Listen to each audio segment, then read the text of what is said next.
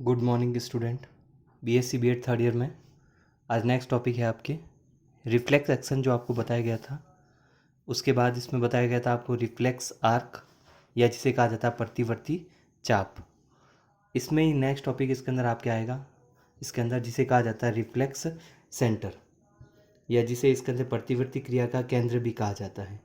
तो reflex centre या प्रतिवर्ती जो केंद्र होता है वह क्या है, और उसके बाद में इसके अंदर बताएंगे आपको सेकंड जो टाइप की इसके अंदर रिफ्लेक्स एक्शन या प्रतिवर्ती क्रिया होती है जिसे कंडीशंस्ड या प्रतिबंधित या जिसको अनुकूलित भी इसके अंदर कह सकते हैं प्रतिवर्ती क्रिया कहा जाता है।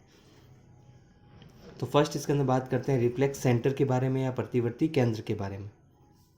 तो मस्तिष्क या मेरुरज्जु, स्पाइनल कॉर्ड या ब्रेन इसके अंदर जो पार्ट है उसमें उपस्थित होता है न्यूरॉन का ऐसा समूह जो प्रभावी इसके अंदर जो इफेक्टर ऑर्गन होता है को नियंत्रित करता है। इफेक्टिव ऑर्गन में जैसे आपको बताया था इसके अंदर कोई ग्लैंड्स भी हो सकती है या मसल्स भी हो सकती है या कोई ऑर्गन जैसे स्मॉल इंटेस्टाइन है या आमाशय भी हो सकता है। तो मस्तिष्क और मेरुरज्जु, मस्तिष्क में भी हो सकता है या मेरुरज्जु में तंत्रिका कोशिकाओं का ऐसा समूह यदि उपस्थित हो जो किसी इसके अंदर इफेक्टर ऑर्गन को, ऑर्गन जैसे मसल्स या किसी ऑर्गन को इसके अंदर प्रभावित करता है, कंट्रोल करता है, नियंत्रित करता है, उस इसके अंदर कह सकते हैं सेंटर को प्रतिवर्ती केंद्र कहा जाता है। तो सेंटर इसके अंदर कहाँ पर पाया जाता है, ये इसके अंदर कह सकते हैं तंत्रिका तंत्र में, और इसके अंदर किसके लिए होता है, पर्टिकुलर किसी ऑर्गन के लिए होगा या किसी ग्लैंड्स के लिए होता है।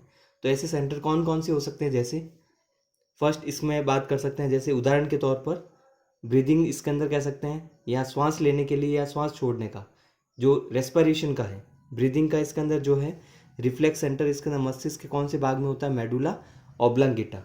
मेडुला ऑब्लांगेटा जो भाग होता है आपने इसके अंदर पढ़ा होगा इसके अंदर बीएससी इसके अंदर सेकेंड ईयर में, क्योंकि बीएससी इसके अंदर सेकेंड ईयर में बीएससी बीएड सेकेंड ईयर में जो फर्स्ट पेपर है आपके कोऑर्डिनेट स्ट्रक्चर में जो लास्ट यूनिट है इसके अंदर फोर्थ या फिफ्थ यूनिट जो है ब्रेन वाला जो टॉपिक है उसमें ये आया होगा, क्योंकि ब्रेन में जो इसके अंदर ब्रेन जो कि मैमल्स में पाया जाता है उसका जो ब्रेन के जो तीन भाग होते हैं अग्र, मध्य और पश्च मस्तिष्क।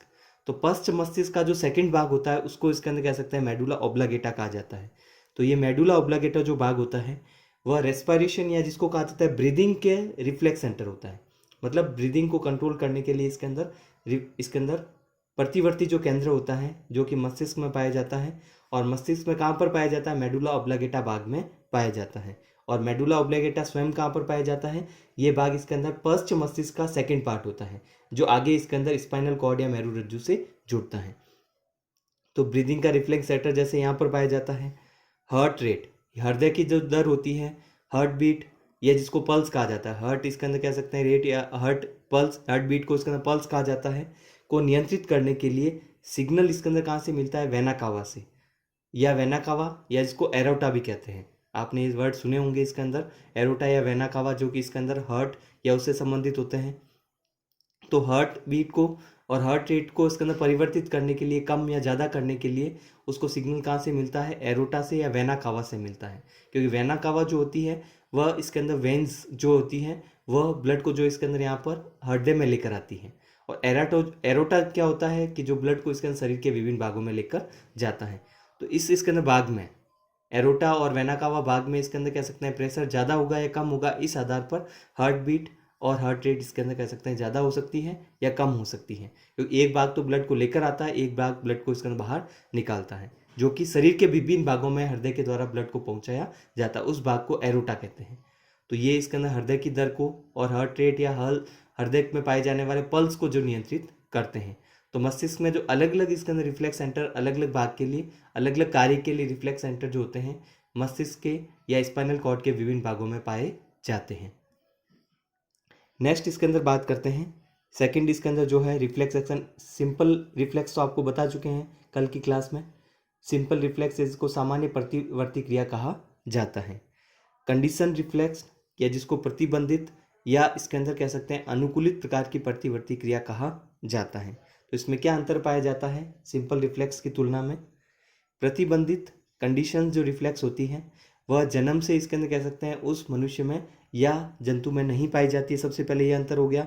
लेकिन उसमें क्या थी, इनबॉर्न थी या जन्म से उसमें पाई जा रही थी। लेकिन इसके अंदर कह सकते हैं इसे ग्रहण या एक्वायर किया जाता है। एक्वायर कैसे कर सकते हैं, जन्म से नहीं होते तो बाहर से इसके अंदर कह सकते हैं उसको ग्रहण करना होता है, बाहर से इसके अंदर किसी अलग अलग क्रियाओं के द्वारा इसके अंदर इसके अंदर कह सकते हैं रिफ्लेक्स एक्शन को ग्रहण करता है। तो इसमें सबसे पहले हो गया कि ये इनबॉर्न नहीं होती है, नॉट इनबॉर्न मतलब जन्म से नहीं पाई जाती है और इसको ग्रहण किया जाता है। लेकिन सिंपल रिफ्लेक्स को ग्रहण नहीं किया जा रहा था, वह इनबॉर्न थी, जन्म से पाई जा रही थी।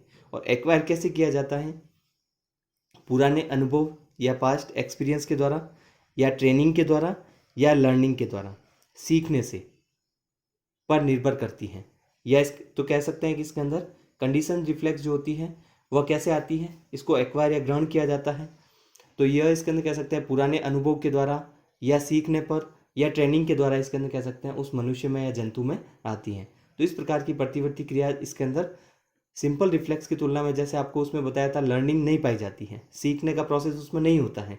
और दूसरा था इसके अंदर कह सकते हैं जन्म से उसमें पाई जा रही थी, लेकिन इसमें जन्म से नहीं पाई जा रही। तो बाहर से इसके अंदर अलग अलग प्रकार से उसको सीखना होता है, लर्निंग करनी होती है, ट्रेनिंग के द्वारा सीखता है या पुराने अनुभव के द्वारा सीखता है। ऐसी प्रतिवर्ती क्रिया को प्रतिबंधित या कंडीशंस रिफ्लेक्स कहा जाता है। इसका सर्वप्रथम डेमोन्स्ट्रेशन या प्रदर्शन किया गया था इसके अंदर रशियन फिजियोलॉजिस्ट जो होते हैं वो जो कार्यकी के वैज्ञानिक होते हैं। कार्यकी मतलब डाइजेस्टिव सिस्टम में जैसे कोई एंजाइम है उसका लेवल कम या ज़्यादा है, या आप इसके अंदर कह सकते हैं उत्सर्जन तंत्र की बात करें तो किडनी में जैसे यूरिन का निर्माण हो रहा है, कम होता है ज़्यादा होता है, कौन से हार्मोन होते हैं, कौन से एंजाइम होते हैं पाचन में, इस प्रकार से। तो ये सभी जो क्रियाएं होती है वो फिजियोलॉजिस्ट इसके अंदर कह सकते हैं उसको चेक करते हैं। तो फिजियोलॉजिस्ट जो रसिया के हैं, जिनका नाम इसके अंदर है इवान पेट्रोविच पेवलोव, सबसे पहले इसके अंदर कह सकते हैं इसका प्रदर्शन किया गया था कंडीशन रिफ्लेक्स का इवान पेट्रोविच पेवलोव इसके अंदर वैज्ञानिक के द्वारा, जो कि एक फिजियोलॉजिस्ट थे और वो भी कहाँ के, रसिया के। तो उन्होंने इसके अंदर इसका एक उदाहरण के द्वारा इसके अंदर कंडीशन रिफ्लेक्स को समझाया है। पेवलोव ने सबसे पहले इसके अंदर जो हंग्री डॉग है, भूखे कुत्ते के सामने इसके अंदर कह सकते हैं भोजन को रखा। तो भूखे कुत्ते के सामने जब भोजन को रखा जाता है तो डॉग इसके अंदर में जो माउथ में पाई जाने वाली जो टेस्ट बर्ड होती है, स्वाद कलिकाएं जो होती है, उसमें स्टिमुलस मिलता है, स्वाद कलिकाएं एक्टिव हो जाती हैं, जिससे उसके अंदर कह सकते हैं लार का सिक्रीशन होता है, लार छोड़ता है। कब छोड़ता है, जब इसके अंदर कह सकते हैं भूखे इसके अंदर हंग्री डॉग के सामने भोजन को रखा जाता है। तो ये किस लिए होता है, क्योंकि स्वाद कलिकाएं वहाँ पर एक्टिव होती हैं। तो स्वाद कलिकाएं कब एक्टिव होती हैं, कि इसके अंदर उसमें जब भोजन को इसके अंदर कह सकते हैं उसके सामने रखा जाता है। इसके बाद इसके अंदर पेवलोव ने क्या किया, डॉग को इसके अंदर भोजन देने से पहले भोजन दिया तो स्वाद कलिकाएं एक्टिवेट हुई, लार इसके अंदर कह सकते हैं सिक्रीट करता है। तो बाद में क्या किया पेवलोव ने, डॉग को इसके अंदर भोजन देने से पहले बैल या घंटी बजाई, जो इसके अंदर कह सकते हैं सलाइवा छोड़ने और घंटी बजने के सिग्नल को इसके अंदर कह सकते हैं जोड़ना था। इसका अर्थ ये होता है कि उन्होंने ये सिद्ध करना चाहते थे कि, या इसको सिद्ध करना चाहते थे या प्रूव करना चाहते थे कि इसके अंदर घंटी बजने के बाद में उसमें सलाइवा सिक्रेट होता है, या भोजन को देखकर इसके अंदर वो लार इसके अंदर सिक्रेट करता है। तो इसलिए उन्होंने क्या किया था, डॉग को भोजन देने से पहले बैल बजाई और फिर सलाइवा छोड़ता है, घंटी बजने के बाद में छोड़ता है। तो इसके अंदर कह सकते हैं वो घंटी के कारण, घंटी बज रही इसके कारण इसके अंदर सलाइवा छोड़ रहा है, या इसके अंदर कह सकते हैं वह उस भोजन को देखकर या सूंघकर स्मेल करके इसके अंदर कह सकते हैं सलाइवा छोड़ रहा है, उसको इसके अंदर कह सकते हैं उन्होंने प्रूफ किया था। तो इसके बाद क्या हुआ, पेवलोव ने इसके अंदर कह सकते हैं प्रदर्शित किया या सिद्ध किया कि डॉग इसके अंदर घंटी की आवाज़ सुनकर सलाइवा छोड़ता है, न कि भोजन को देखकर या भोजन को सूंघकर। उन्होंने इसके अंदर कह सकते हैं इसको प्रूफ किया कि बैल इसके अंदर कह सकते हैं या घंटी बजाई जाती है तब उसमें से लार सिक्रेट होती है, यदि उसके सामने, यदि इसके अंदर कह सकते हैं इसको ऐसे भी समझ सकते हैं, यदि घंटी बजाई जाए, इसके अंदर भोजन सामने रखा जाए तो इसके अंदर कह सकते हैं लार सिक्रेट होती है। लेकिन यदि इसके अंदर घंटी बजा दी जाए और इसके अंदर भोजन उसके सामने नहीं रखा जाए, क्योंकि इसमें क्या किया था, घंटी बजाई गई थी, फिर इसके अंदर कह सकते हैं भोजन उसके सामने रखते हैं तो लार सिक्रेट होती है। लेकिन घंटी बजाते ही भोजन यदि सामने नहीं भी रखें तो भी इसके अंदर कह सकते हैं उसमें लार सिक्रेट हो जाती है। तो यह इसके अंदर एक प्रकार की प्रतिवर्ती क्रिया जो है, जो इसके अंदर पेवलोव वैज्ञानिक ने लेबोरेटरी में की थी डॉग पर, जो कि बताती है कंडीशन रिफ्लेक्स, जो कि उसमें इनबॉर्न या जन्म से नहीं थी, वह इसके अंदर लर्निंग या ट्रेनिंग से आती है या पास्ट एक्सपीरियंस से आई थी। क्योंकि इसके अंदर यहाँ पर बैल इसके अंदर जो सिग्नल है ये बताता है कि इसके अंदर सलाइवा या लार सिक्रेट इसके अंदर क्यों होती है, कि वहाँ पर बैल बजाने पर यदि उसके सामने इसके अंदर कह सकते हैं भोजन नहीं भी रखा जाता है तो भी इसके अंदर उसमें सलाइवा सिक्रेट हो जाता है। तो यहाँ पर सिग्नल जो है एक्टिवेट करने वाला सिग्नल कौन सा है, बैल या घंटी बजाना, जो इसके अंदर कह सकते हैं भोजन के पहले लार को इसके अंदर सिक्रेट करवाने का कार्य करता है। तो यहाँ पर भोजन इसके अंदर कह सकते हैं उसके सामने नहीं भी है तो भी वहाँ पर लार सिक्रेट हो रही। तो ये बताता है कि इसके अंदर यहाँ पर घंटी का बजना और सैलावा का सिक्रेट होना आपस में संबंधित होता है। और ये इसके अंदर कह सकते हैं कौन से उदाहरण द्वारा, या उदाहरण द्वारा इसके अंदर यहाँ पर बताया गया है आपको प्रतिबंधित या कंडीशन प्रकाश का जो इसके अंदर कह सकते हैं प्रतिवर्ती क्रिया इसको कहा जाता है। नेक्स्ट होता है इसके अंदर ऑटोनॉमिक नर्वस सिस्टम, या जिसको कहा जाता है स्वायत्त तंत्रिका तंत्र। बार बार इसके अंदर ये वर्ड इसके अंदर नर्वस सिस्टम में सुनाई देता है कि इसके अंदर स्वायत्त तंत्रिका तंत्र है। ऑटोनॉमिक नर्वस सिस्टम क्या होता है इसको भी समझ लेते हैं कि यह इसके अंदर कह सकते हैं मनुष्य में कहाँ पर कार्य करता है, कैसे कार्य करता है। यह पेरिफेरल नर्वस सिस्टम इसके अंदर जो है, या परिधीय जो तंत्रिका तंत्र होता है मनुष्य में, उसका एक भाग है जो शरीर में होने वाली अनैच्छिक क्रियाएं जिस पर अपना नियंत्रण नहीं होता है उसको नियंत्रित करता है। जंतु का जिस पर इसके अंदर कह सकते हैं ऐसी एक्टिविटीज़ या क्रियाएं जिन पर नियंत्रण नहीं होगा उसको नियंत्रित करने के लिए परिधीय तंत्रिका तंत्र का एक भाग जिसको ऑटोनॉमिक या स्वायत्त तंत्रिका तंत्र कहा जाता है। तो ये किसको नियंत्रित करता है, जो क्रियाएं इसके अंदर कह सकते हैं इनवॉलेंट्री होती है, अनैच्छिक होती हैं। और ऐसी अनैच्छिक क्रियाएं कौन कौन सी हो सकती है, इनवॉलेंट्री एक्टिविटीज़, जैसे हृदय दर, हार्ट बीट जो उसको नियंत्रित करना है, ब्लड वेसल्स या रक्त जो वेजिकल्स होती हैं, रक्त वेजल्स या वाहिकाएं जो होती है उसकी साइज को परिवर्तित करना है, ग्लैंड्स या ग्रंथियों का सिक्रीशन जो होता है, हार्मोन जो सिक्रीट करते हैं उसका नियंत्रण करना है, श्वसन भाग या रेस्पिरेटरी पार्ट का इसके अंदर फैलना और सिकुड़ना, रेस्पिरेशन जो होता है तो उसमें लंग्स और इसके अंदर कह सकते हैं श्वसन संबंधी जो भी भाग सिकुड़ रहा है या कॉन्ट्रैक्शन हो रहा है, इसमें शिथिलन हो रहा है या एक्सपांसन हो रहा है, फैल रहा है, तो वह इसके अंदर कह सकते हैं अपने नियंत्रण में नहीं होता है। इस कारण ये जो भाग होते हैं ये सभी इसके अंदर कह सकते हैं अनैच्छिक प्रकार की क्रियाएं कहलाते हैं। इनको नियंत्रित करने के लिए जंतु के शरीर में या मनुष्य में कौन सा तंत्र पाया जाता है, स्वायत्त, या जिसको ऑटोनॉमिक नर्वस सिस्टम कहा जाता है। तो ये भी आपको इसके अंदर कह सकते हैं समझाने के लिए इसके अंदर बताया गया है। आगे के लिए इसके अंदर आप इसको पढ़ सकते हैं, याद रखने के लिए भी इसके अंदर इसको पढ़ सकते हैं। नेक्स्ट इसके अंदर बात करते हैं, इसमें आपके फोर्थ जो यूनिट है नर्वस सिस्टम के जो सभी टॉपिक हैं आपके कंप्लीट होते हैं, जिसमें आपको डिफरेंट टाइप के इसके अंदर कह सकते हैं नर्वस सिस्टम में न्यूरॉन का स्ट्रक्चर बताया था, सबसे पहले न्यूरॉन के प्रकार बताए गए थे, फिर नर्व इम्पल्स या तंत्रिका आवेग क्या होता है उसके बारे में बताया, माइलिन शीथ में और नॉन माइलिन शीथ में दोनों में बताए गए थे। उसके बाद में इसके अंदर सिनेप्सिस के बारे में आपको बताया गया था। नेक्स्ट इसके अंदर सिनेप्सिस के बाद में सिनेप्स होने के बाद में रिफ्लेक्स एक्शन या प्रतिवर्ती क्रिया, और प्रतिवर्ती क्रिया में भी दो अलग अलग प्रकार की सिंपल और कंडीशंस प्रकार की रिफ्लेक्स एक्शन आपको बताई गई थी।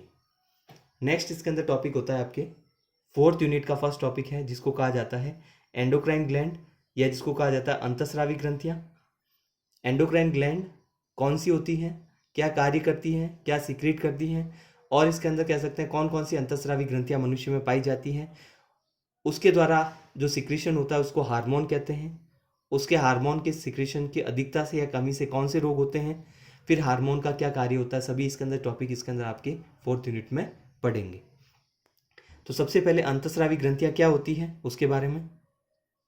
शरीर में पाई जाने वाली अधिकतर जो ग्रंथियां होती हैं डक्ट या वाहिका द्वारा अपने सिक्रीशन को लेकर जाती हैं। इन ग्रंथियों को क्या कहा जाता है, एक्सोक्राइन ग्लैंड या बहिस्रावी ग्रंथियां कहा जाता है।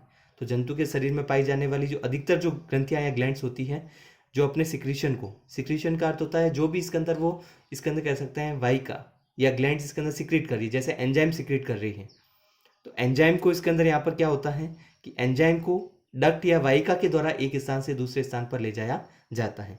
ऐसी ग्रंथियों को क्या कहा जाता है, बहिस्रावी या एंडोक्राइन ग्लैंड कहा जाता है। लेकिन अन्य प्रकार की जो ग्रंथियां हैं जो इसके अंदर कह सकते हैं अलग अलग प्रकार के रासायनिक पदार्थ या केमिकल इसके अंदर कह सकते हैं सब्सटेंस बनाती हैं। तो ऐसे इसके अंदर ग्रंथियां जो केमिकल सब्सटेंस बनाती हैं और वह इसके अंदर कह सकते हैं अपने सिक्रीशन को रक्त या ब्लड के द्वारा विभिन्न इसके अंदर कह सकते हैं उत्तक में लेकर जाती है। तो यहाँ पर इसके अंदर डक्ट या वाहिकाएं नहीं पाई जाती हैं, इस कारण ये रक्त के द्वारा, और इसका सिक्रीशन या केमिकल पदार्थ कौन से होते हैं, हार्मोन होते हैं। तो हार्मोन को रक्त के द्वारा इसके अंदर विभिन्न भागों में इसके अंदर ले जाया जाता है, विभिन्न ऑर्गन तक या विभिन्न सेल तक या उत्तक तक ले जाया जाता है। क्योंकि इसके अंदर यहाँ पर ब्लड के द्वारा इसलिए ले जाया जाता है क्योंकि ये जो ग्रंथियाँ होती है इसमें डक्ट या वाहिकाएं अनुपस्थित होती हैं। तो ऐसी ग्रंथियाँ जिसमें इसके अंदर ब्लड के द्वारा हार्मोन को एक स्थान से दूसरे स्थान पर ब्लड के द्वारा ले जाते हैं उसको एंडोक्राइन या अंतःस्रावी ग्रंथियाँ कहा जाता है। और दूसरा नाम इसका है, इसको डक्टलेस ग्लैंड भी कहते हैं या जिसको वाहिका रहित ग्रंथियाँ भी इसके अंदर कहा जा सकता है। जो अपने सिक्रीशन इसके अंदर कौन सा होता है, जैसे आपको अभी बताया इसके अंदर रासायनिक पदार्थ। तो अंतःस्रावी ग्रंथियां क्या सिक्रीट करती है, हार्मोन। और बहिस्रावी ग्रंथियां इसके अंदर क्या सिक्रीट करती है, एंजाइम। तो हार्मोन को ब्लड के द्वारा इसके अंदर कह सकते हैं और ब्लड के द्वारा ले जाया जाता है। क्यों? क्योंकि इसमें डक्ट नहीं पाई जाती है, डक्ट अनुपस्थित होती है, वाहिका रहित होता है। इस कारण इसके अंदर कह सकते हैं एक स्थान से दूसरे स्थान पर इसके अंदर हार्मोन को लेकर जाने का कार्य ब्लड करता है, क्योंकि डक्ट इसके अंदर इसमें अनुपस्थित होती है। इस कारण इसके अंदर कह सकते हैं इनको डक्टलेस ग्लैंड भी कहते हैं, वाहिका रहित ग्रंथियां। तो बहिस्रावी ग्रंथि तो एक्सोक्राइन ग्लैंड होती है जिसमें डक्ट पाई जाती है और वो एंजाइम सिक्रीट करती है। और अंतःस्रावी ग्रंथि जिसमें डक्ट या वाहिकाएं अनुपस्थित होती हैं, डक्टलेस कहलाती है, जो ब्लड के द्वारा हार्मोन को एक स्थान से दूसरे स्थान पर लेकर जाएगी। तो बहिस्रावी ग्रंथियां एंजाइम सिक्रीट करेगी और हार्मोन का सिक्रीशन अंतःस्रावी ग्रंथियों के द्वारा होता है। और इसका भी दूसरा नाम है अंतःस्रावी ग्रंथियों का ही डक्टलेस ग्लैंड, क्योंकि डक्ट इसके अंदर या वाहिका इसमें अनुपस्थित होती है और ये सिक्रीट क्या करती है, हार्मोन का सिक्रीशन करती है। तो इन्हें इसके अंदर कह सकते हैं डक्टलेस ग्लैंड या ग्रंथियां भी कहा जाता है, जो कि हार्मोन का सिक्रीशन करती हैं। तो नेक्स्ट क्लास में आगे इसके अंदर कंप्लीट आपको बताएंगे कौन कौन सी और ग्लैंड्स या उसके द्वारा होने वाले कौन कौन से रोग होते हैं, इसके बारे में कंप्लीट इसके अंदर डिटेल में आपको बताएंगे।